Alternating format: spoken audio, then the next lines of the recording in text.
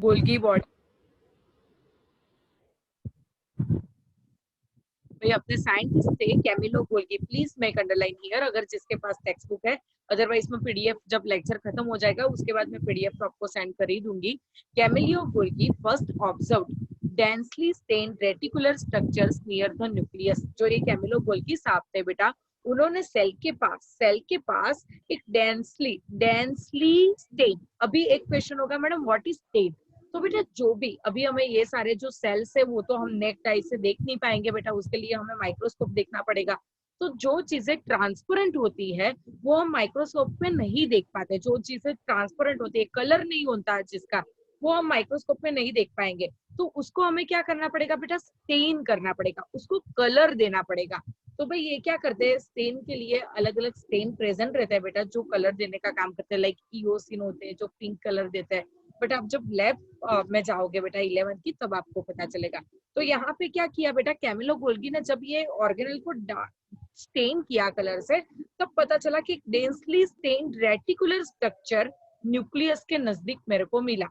किसको, मेरे को नहीं, कैमिलो गोल्गी को साहब को मिला। And this were later named Golgi bodies after him. अभी सबसे पहले किसने ढूंढा था बेटा, कैमिलो गोल्गी साहब ने ढूंढा था, तो उनके नाम पे से ही गोल्गी बॉडीज ऐसा नाम दे दिया। उसको गोल्गी कॉम्प्लेक्स भी बोलते हैं, गोल्गी बॉडी नाम दिया उसको, गोल्गी कॉम्प्लेक्स भी बोलते हैं। Golgi apparatus, Golgi body, Golgi complex. Okay, किसने ढूंढा था, कैमिलियो गोल्गी ने। कब ढूंढा था, 1898 में। Sorry. They consist of many flat dish-shaped sacs cisternae of 0.5 micrometer to 1 micrometer diameter.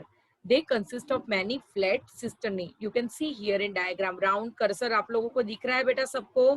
Round cursor आप लोग को दिख रहा है सबको? राउंड कर्सर दिख रहा है बेटा?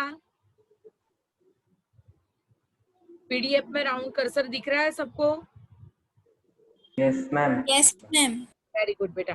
तो ये जो सिस्टर्नी आप लोग को दिख रही है, ऐसी फ्लैट सिस्टर्नी से पूरा गोल्गी कॉम्प्लेक्स बनता है। तो उनका डायमीटर क्या है बेटा, ये पूछ सकते हैं। तो डायमीटर है 0.5 micrometer to 1 micrometer in diameter. 0.5 micrometer to 1 micrometer in diameter. 0.5 micrometer to 1 micrometer in diameter. These are stacked parallel to each other. ये सारे एक दूसरे के साथ कैसे अरेंज होते हैं बेटा, stacked parallel to each other. You can see here in diagram. देखो अलग अलग सिस्टर्नी एक दूसरे के साथ कैसे अरेंज है बेटा, पैरेलल अरेंज है। अलग अलग सिस्टर्नी एक दूसरे के साथ कैसे अरेंज है बेटा, पैरेलल अरेंज है, आप देख पाओगे। These are stacked parallel to each other. Varied number of cisternae are present in the Golgi complex. बेटा ऐसा नहीं है कि पर्टिकुलर 4 ही गोल्गी कॉम्प्लेक्स में सिस्टर्नी होगी, पर्टिकुलर 5 ही गोल्गी कॉम्प्लेक्स में सिस्टर्नी होगी, ऐसा नहीं है बेटा। Varied number of cisternae are present in a Golgi complex. अलग अलग नंबर की जो सिस्टर्नी है वो गोल्गी कॉम्प्लेक्स में क्या रहती है बेटा, प्रेजेंट रहती है। The Golgi cisternae are concentrically arranged near the nucleus with distinct convexes or the forming phase and convex trans or the maturing phase. देखो बेटा यहाँ पे ये जो गोल्गी कॉम्प्लेक्स है, यहाँ पे दो फेस पाए जाते हैं। जो गोल्गी कॉम्प्लेक्स है अपने, वहाँ पे दो फेस पाए जाते हैं। जो ये गोल्गी कॉम्प्लेक्स है वहाँ पे दो फेस पाए जाते हैं। एक फेस यहाँ पे है, एक minute,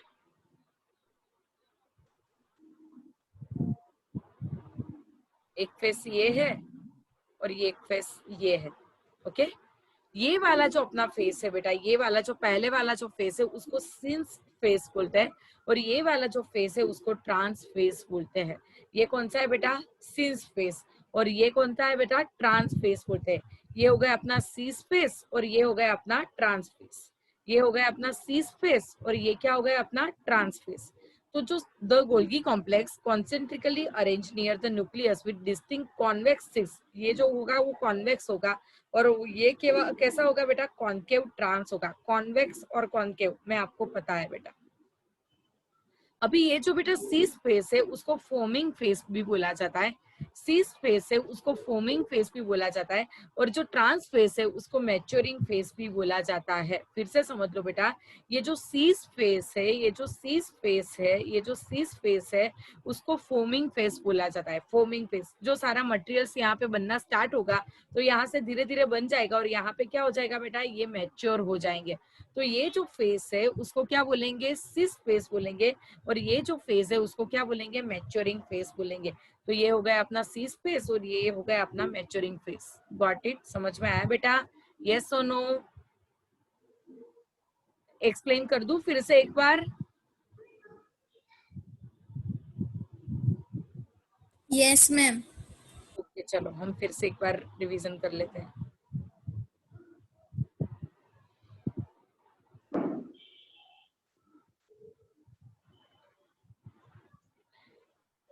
okay okay.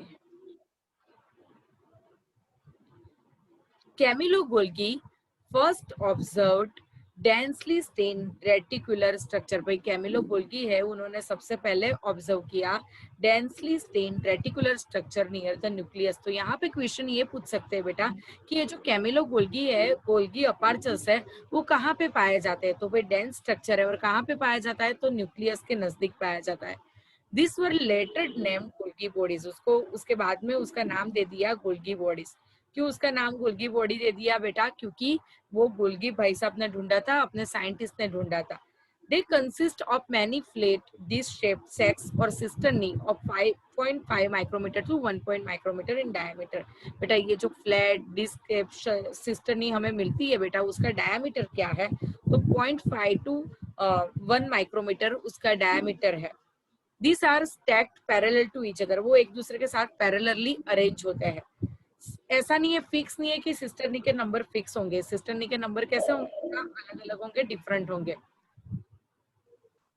The Golgi cisternae are concentrically arranged near the nucleus with distinct convex or the forming phase and concave the transforming maturing phase। देखो बेटा ये जो सीस फेस है उसको आप लोग, जो सीस फेस है उसको आप क्या बोलोगे बेटा? तो सीस फेस को आप बोलोगे फोमिंग फेस। क्या बोलोगे बेटा? फोमिंग फेस बोलोगे। और जो ट्रांस फेस है उसको हम क्या बोलेंगे बेटा? मैच्योरिंग फेस बोलेंगे। ट्रांस फेस है उसको हम क्या बोलेंगे बेटा? मैच्योरिंग फेस बोलेंगे। जो ट्रांस फेस है उसको हम क्या बोलेंगे? मैच्योरिंग फेस बोलेंगे। इतना समझ में आया सबको?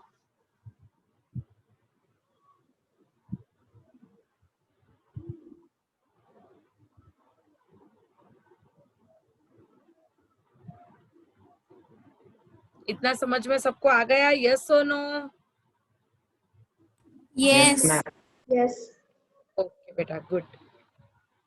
The distinct trans phase and the organelles are entirely different but interconnected। ये जो सिंस और ट्रांस फेस दोनों बेटा बहुत अलग है, एक दूसरे से बहुत अलग है, बट बेटा वो दोनों एंटायरली एक दूसरे के साथ कनेक्टेड है, इंटरकनेक्टेड है। दोनों का फंक्शन अलग है, दोनों एक दूसरे के साथ बहुत अलग है, पर एंटायरली वो एक दूसरे के साथ कैसे है बेटा? इंटरकनेक्टेड है। एंटायरली वो एक दूसरे के साथ कैसे कनेक्टेड है बेटा? इंटरकनेक्टेड है। The Golgi apertures principally perform the function of packaging materials। ये काम क्या करता है बेटा? मटेरियल को स्टोर करने का काम करता है, पैकेजिंग मटेरियल का काम करता है। द गोल्गी अपार्चर्स प्रिंसिपली उसका मेन फंक्शन क्या है बेटा? वो मटेरियल को पैकेजिंग का काम करेगा। To be delivered either to intracellular target और सिक्रेटेड आउटसाइड ऑफ सेल। चलो भाई, कुरियर वाला क्या करता है जब उसको कुरियर देना होता है? कुरियर वाला क्या काम करता है बेटा? जब उसको कुरियर देना होता है, एक जगह से दूसरी जगह पे देने जाएगा, पर वो सबसे पहले क्या करेगा? मटेरियल को पैक करेगा और फिर जहां पे जाना है वहां पे छोड़ देगा। तो यहाँ पे भी ये है कि सबसे पहले जो मटेरियल को छोड़ना है, उनको दूसरी जगह पे लेके जाना है, उसको सबसे पहले पैक कर देंगे। उसके बाद इंट्रा सेल्यूलर मीन्स क्या? उसी सेल में सिक्रेट करेंगे, अदरवाइज सेल के बाहर सिक्रेट करेंगे। उसी सेल में सिक्रेट करेंगे, अदरवाइज सेल के बाहर सिक्रेट करेंगे। Got it? समझ में आया बेटा? Okay. Materials to be packed in the form of vesicles, the ER fused with the thin space of the Golgi apertures।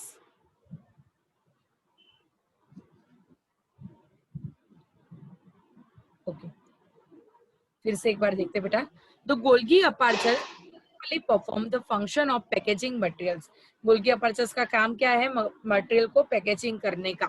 Either to the intercellular targets, intercellular target में mean cell के अंदर करेगा secrete, otherwise cell के बाहर secrete. Materials to be packed in the form of vesicle. ये जो materials बेटा form होता है वो छोटे छोटे वेसिकल के फॉर्म में होता है। मैं आप लोगों को बताती हूँ। Hiteshri, why are you late baby today? और सबके वीडियोस ऑन कर दो, सारे बच्चों के वीडियोस। हितेश्री, मैम मैं एक्चुअली है ना भूल गई थी, मैं 2 से 3 का टाइम समझी इसलिए। ओके बेटा, कोई मेरे को लगा ही कि यस आप भूल ही गए होंगे। ओके यस मैम, सॉरी हाँ मैम। ओके बेटा, अगर नहीं रिकॉर्ड तो मैंने स्टार्ट कर ही दिया है, आगे का आप रिकॉर्डेड वीडियो में देख सकोगे। Yes ma'am. ओके चलो, अभी बेटा ये जो 1 मिनट, हाँ,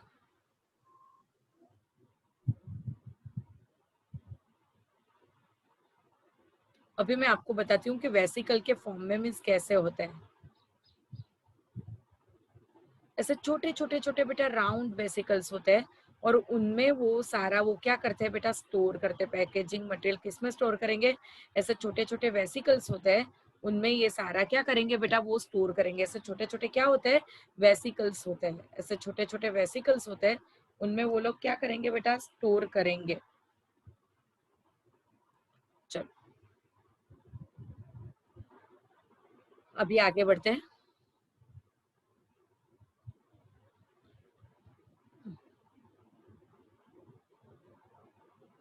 okay, this explain why the Golgi apertures remains in close association with the endoplasmic reticulum. Sorry, एक बाकी रह गया अपना। तो बेटा यहाँ पे क्या होता है, materials to be packed in the form of vesicle from ER fuse with the cis face of the Golgi apertures and move towards the maturing face. देखो सीस फेस के पास ये पैकेजिंग मटेरियल बनेगा, और वो ट्रांसफर होके होके कहाँ तक चला जाएगा बेटा, अपने ट्रांस फेस तक वो मूव करेगा। फिर से समझ लो, जो पैकेजिंग मटेरियल बना हुआ है वो सीस फेस के पास बनेगा, और मूव होते होते कहाँ तक चला जाएगा बेटा, ट्रांस फेस तक चला जाएगा, जो मैच्योर फेस है वहां तक चला जाएगा। This explains why the Golgi apertures remain in close association with the endoplasmic reticulum. A number of proteins synthesized by ribosomes on the endoplasmic reticulum are modified in the cisternae of the Golgi apertures before they are released from its transphase. देखो बेटा बहुत important है, बहुत important है बेटा। देखो Golgi apertures और endoplasmic reticulum एक दूसरे के साथ कैसे बेटा, एक दूसरे के साथ कनेक्टेड है। गोल्गी अपर्चर्स और जो ट्राइबोसोम्स है बेटा, वो एक दूसरे के एकदम नजदीक है। क्यों एकदम नजदीक है बेटा? तो जो प्रोटीन सिंथेसिस होता है राइबोसोम्स का, protein synthesis by ribosomes on the endoplasmic reticulum, आपको पता है लास्ट सेशन में मैंने पढ़ाया था what is the function of endoplasmic reticulum. तो भाई वो प्रोटीन सिंथेसिस का काम करता है। तो ये जो ribosomes on the endoplasmic reticulum, अभी ये लोग क्या हो जाता है बेटा, मॉडिफाइड हो जाता है इन द सिस्टर्नी, सिस्टर्नी में मॉडिफाइड हो जाएंगे of the Golgi apertures. Means जो राइबोसोम्स बने, राइबोसोम्स ने क्या किया, प्रोटीन सिंथेसिस किया, और उसके बाद ये मॉडिफाइड हो जाएंगे किस में, सिस्टर्नी में, before they are release from insta trans face. Golgi apertures is the important site of formation of glycoproteins and glycolipids. ये जो बेटा गोल्गी अपर्चर्स होता है, ये जो गोल्गी अपर्चर्स होता है, उसका मेन फंक्शन क्या है बेटा, तो वो फॉर्मेशन करेगा किसका, तो वो ग्लाइकोप्रोटीन बनाएगा और ग्लाइकोलिपिड बनाएगा। वो क्या करेगा बेटा, ग्लाइकोप्रोटीन बनाएगा और ग्लाइकोलिपिड बनाएगा। Got it? समझ में आया सबको? यस और नो? बेटा 2 मिनट का टाइम देती हूँ, एक यस बार आप गोल्गी अपर्चर्स देख लो। 2 मिनट का टाइम देती हूँ, आप एक बार गोल्गी अपर्चर्स देख लो, क्योंकि it is very important theory, Golgi apertures. And then if you have any doubt feel free to ask me.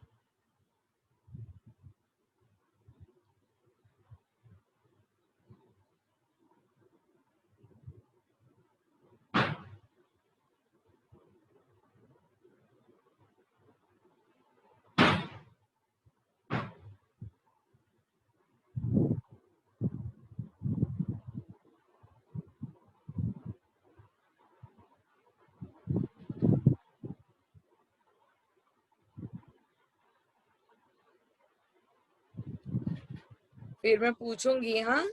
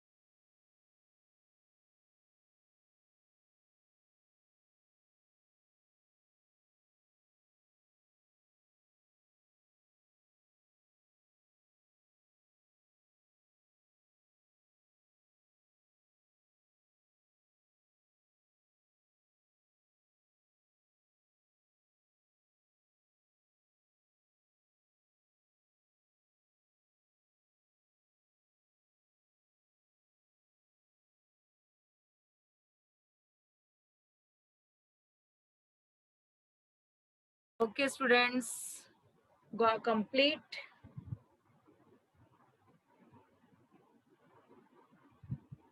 Yes, ma'am. Okay, very good. बाकी सारे स्टूडेंट नंदिनी एंड खुशी समझ में आया बेटा? के कृष्णा भूमि देव, जस्ट किडिंग है बेटा, तेरे को खुशी काड़िया ही बोलूंगी। कोई एक बच्चा फिर से लेफ्ट हो गया, कृष्णा। ओ, कृष्णा तो है। ओके, चल आगे बढ़ते।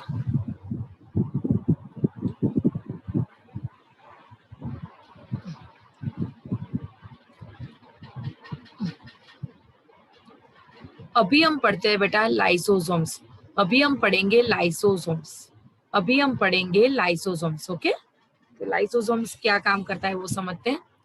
These are membrane-bound vesicles formed by the process of packaging in the Golgi apertures.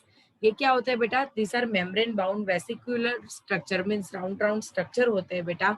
और जो ये गोल्गी अपार्चस में जो पैकेजिंग का मटेरियल होता है उसी से ये बनते हैं। The isolated lysosomal vesicles have been found to be very rich in almost all types of hydrolytic enzyme. पहले मैं आप लोगों को बता दूं बेटा, ये जो लाइसोसोम्स होते हैं उसको सुसाइडल सैक बोला जाता है। ये जो लाइसोसोम्स होते हैं उसको क्या बोला जाता है बेटा? सुसाइडल सैक बोला जाता है। ये जो लाइसोसोम्स होते हैं उनको क्या बोला जाता है बेटा? सुसाइडल सैक बोला जाता है। फिर से समझ लो, ये जो लाइसोसोम्स है उसको सुसाइडल सैक बोला जाता है। क्यों?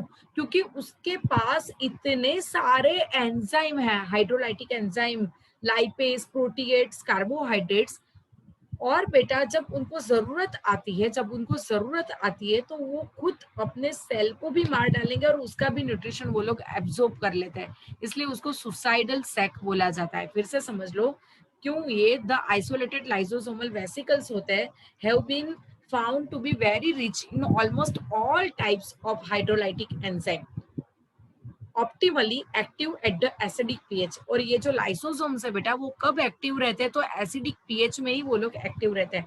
अभी आपको क्वेश्चन होगा मैडम एसिडिक पीएच कितनी होती है, तो आप लोग को सबको पता है 7 से जो नीचे की पीएच होती है उसको क्या बोला जाता है बेटा? एसिडिक पीएच बोला जाता है। 7 उसको न्यूट्रल बोला जाता है, 7 के ऊपर को बेसिक पीएच बोला जाता है। तो ये जो एसिडिक पीएच रहती है वहां पे ये लोग एक्टिव रहते हैं। These enzymes are capable of digesting carbohydrates, proteins, lipids and nucleic acid. ये जो एंजाइम्स है वो कैपेबल है बेटा कार्बोहाइड्रेट्स को डाइजेस्ट करने के लिए, प्रोटीन को डाइजेस्ट करते हैं, न्यूक्लिक एसिड को डाइजेस्ट करते हैं। फिर से समझ लो, these are membrane bound vesicular structures present है बेटा। उनमें बहुत सारे एंजाइम्स होते हैं। कौन कौन से एंजाइम? तो लाइपेज, प्रोटीज, कार्बोहाइड्रेट्स। ये जो लाइपेज होता है बेटा वो लिपिड का डाइजेशन करता है। हमारी बॉडी में पता है ना डाइजेशन का काम होता है बेटा, तो ये जो लाइपेज एंजाइम है वो लिपिड का डाइजेशन करेगा। प्रोटीज एंजाइम है वो प्रोटीन का डाइजेस्ट करेगा। और ये जो अपने कार्बोहाइड्रेट्स है वो किसका डाइजेशन करेगा बेटा? कार्बोहाइड्रेट का डाइजेशन करेगा। ओके, ये कब एक्टिव रहते हैं? तो जब हमारी बॉडी में एसिडिक पीएच होते हैं तब ये लोग एक्टिव रहते हैं। और उनका काम क्या? तो भाई carbohydrate, protein, lipids and nucleic acid का क्या करना बेटा? डाइजेशन करना।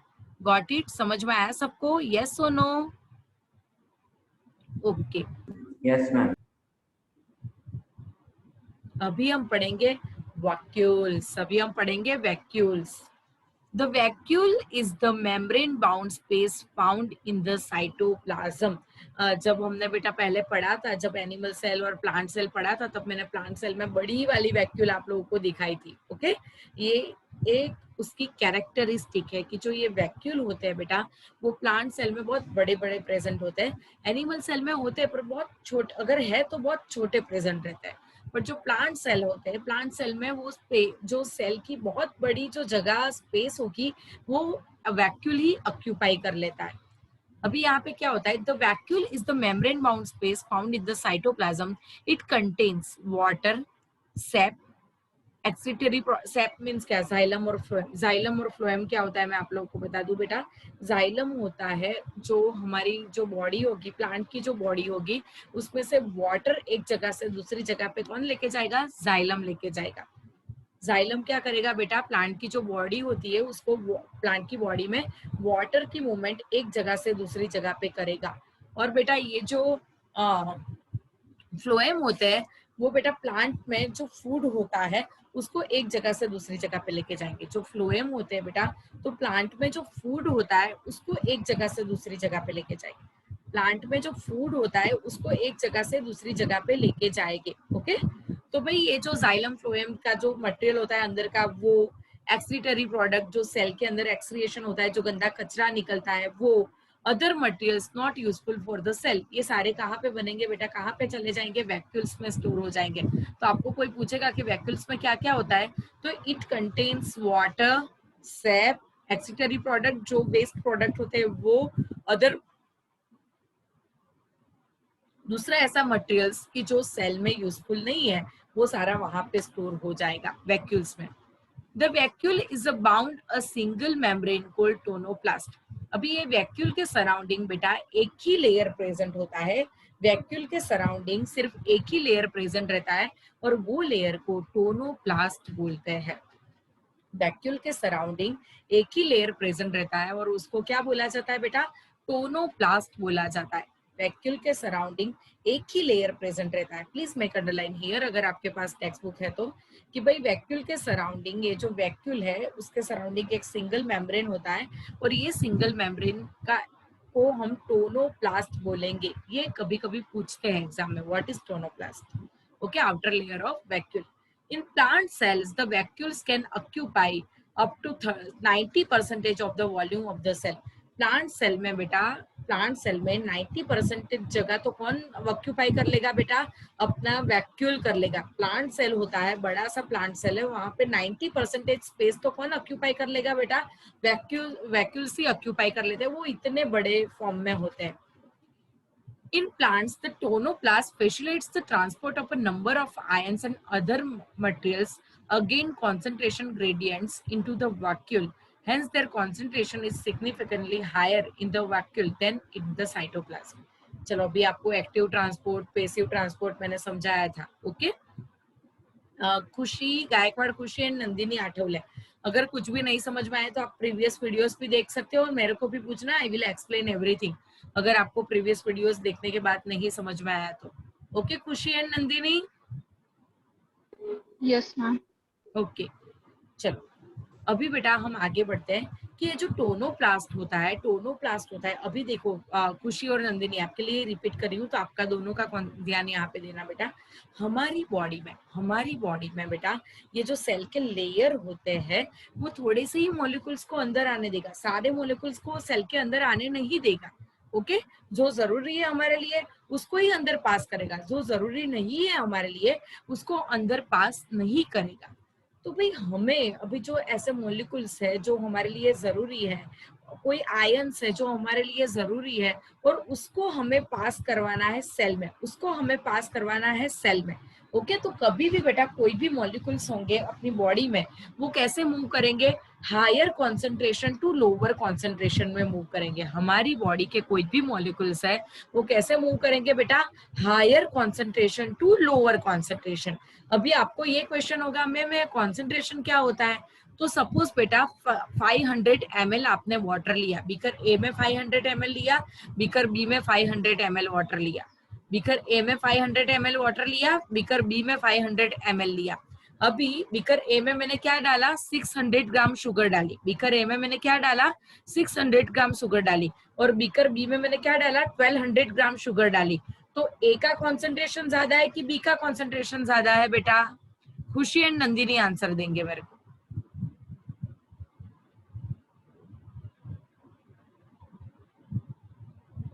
पानी है एक में मैंने, can you repeat the question? Yes yes sure sure sure.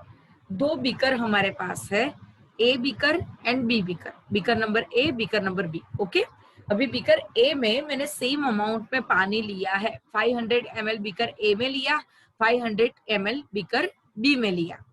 उसके बाद मैंने क्या किया, बीकर ए में मैंने 600 ग्राम शुगर डाली, बीकर ए में मैंने 600 ग्राम शुगर डाली, बीकर बी में मैंने 1200 ग्राम शुगर डाली। तो कॉन्सेंट्रेशन वाला कौन सा ज्यादा होगा, 1200 ग्राम वाला ज्यादा होगा कि 600 ग्राम वाला ज्यादा होगा कॉन्सेंट्रेशन? मैम किसका कंसंट्रेशन, वाटर का या शुगर का? शुगर का। बी ओके, बी कर बी टू क्यों वाटर 1200 का? ग्राम। क्योंकि वाटर का कॉन्सेंट्रेशन तो दोनों में सेम ही है। मैंने क्या ले लिया है बेटा, 500 ml लिया है। तो यहाँ पे शुगर का सॉल्यूशन जहाँ पे ज्यादा होगा वो कैसा हो जाएगा बेटा, अपना हायर सॉल्यूशन हो जाएगा। वो क्या हो जाएगा, higher solution. Higher means higher concentrated solution. तो कभी भी बेटा ये जो मॉलिक्यूल्स होते हैं हमारी बॉडी में, जो आयंस होते हैं, वो higher concentration to lower concentration में क्या करते हैं बेटा, मूव करते हैं। ये जो मॉलिक्यूल्स होते हैं, ये आयंस होते हैं, वो हमारी बॉडी में कैसे मूव करेंगे बेटा, higher concentration to lower concentration में मूव करेंगे। बट कभी कभी बेटा हमें जरूरत पड़ने पर हमें मॉलिक्यूल्स को lower concentration to higher concentration अगर मूव करवाना पड़ता है, तब हमें एनर्जी की जरूरत रहती है। तब हमारी बॉडी में एनर्जी वो लोग यूज करते हैं और उसके बाद मूवमेंट कराते हैं। तो ये मूवमेंट काम कौन करता है, वैक्यूल काम करता है। Other materials against concentration gradient into the vacuole. Amoeba, अभी ये तो हो गई सिर्फ प्लांट की बात। अमीबा, अमीबा जो यूनिसेलुलर ऑर्गेनिज्म है बेटा, उसमें कॉन्ट्रेक्टाइल वैक्यूल प्रेजेंट रहती है। Now question is that ma'am what is contractile vacuole? Contract होगी, रिलैक्स होगी, कॉन्ट्रैक्ट रहेगी, रिलैक्स होगी, कॉन्ट्रैक्ट होगी, रिलैक्स होगी, कॉन्ट्रैक्ट होगी, रिलैक्स होगी। ऐसी बेटा वैक्यूल अमीबा में प्रेजेंट रहती है और वो क्या काम करती है, एक्सक्रिएशन का काम करती है। मींस जो भी डाइजेशन हो गया उसके बाद जो वेस्ट प्रोडक्ट बनते हैं बेटा, उसको बाहर निकालने का काम अमीबा में कॉन्ट्रैक्टाइल वैक्यूल करते हैं।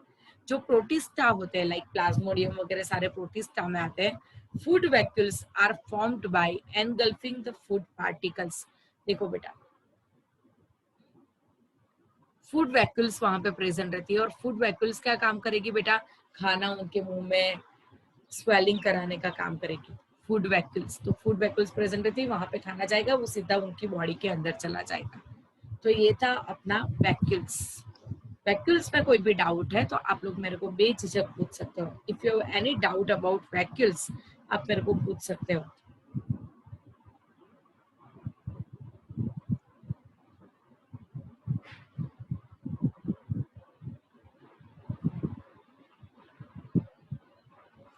और बेटा फिर से यही लिंक पे ज्वाइन होना है, फिर से यही लिंक पे हमें ज्वाइन होना है।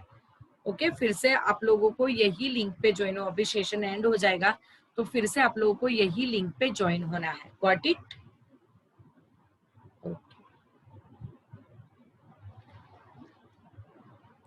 मैम वैक्यूल्स में लास्ट पैराग्राफ रिपीट करो ना। हो जा रही है तो फिर से आ जाए, उसके बाद मैं करती हूँ।